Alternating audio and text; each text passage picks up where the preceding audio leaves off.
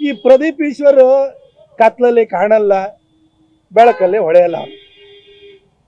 ಮತ್ತು ಇವತ್ತಿನ ರಾಜಕೀಯ ಕಾಲಘಟ್ಟ ಹೇಗಿದೆ ಅಂತ ಹೇಳಿದ್ರೆ, ದೇವರಾಜ ಅರಸವರು, ನಿಜಲಿಂಗಪ್ಪನವರು, ವೀರೇಂದ್ರ ಪಾಟೀಲ್ರು, ರಾಮಕೃಷ್ಣ ಹೆಗಡೆಯವರು ಆ ಕಾಲದಲ್ಲಿ ಸಭ್ಯತೆ, ಸೌಜನ್ಯ, ಪರಸ್ಪರ ಗೌರವಗಳಿಂದ ರಾಜಕೀಯ ವಿರೋಧಿಗಳು ಕೂಡ ನಡ್ಕೊಳ್ತಾ ಇದ್ರು.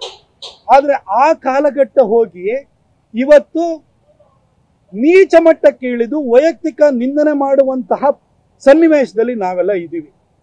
ಹಾಗಾಗಿ ಕರ್ನಾಟಕದ ಮಹಾಜನತೆಗೆ ನಾನು ಮಹಾಜನತೆಯಲ್ಲಿ ಕ್ಷಮೆಯನ್ನು ಕೇಳ್ತಾ, ಕಡೆಯದಾಗಿ ಮೊನ್ನೆ ನನ್ನ ಮನೆಯಲ್ಲಿ ನನ್ನ ತಾಯಿಯತ್ತ ಬೆರಳು ತೋರಿಸುವಂತ ಒಂದು ತುಚ್ಛ ಹೇಳಿಕೆ ಕೊಟ್ಟಿರುವಂತಹ ಪ್ರದೀಪ್ ಈಶ್ವರನಿಗೆ ನಾನು ಅವನದೇ ಭಾಷೆಯಲ್ಲಿ ಕಡೆಯದಾಗಿ ಉತ್ತರ ಕೊಡ್ತೀನಿ.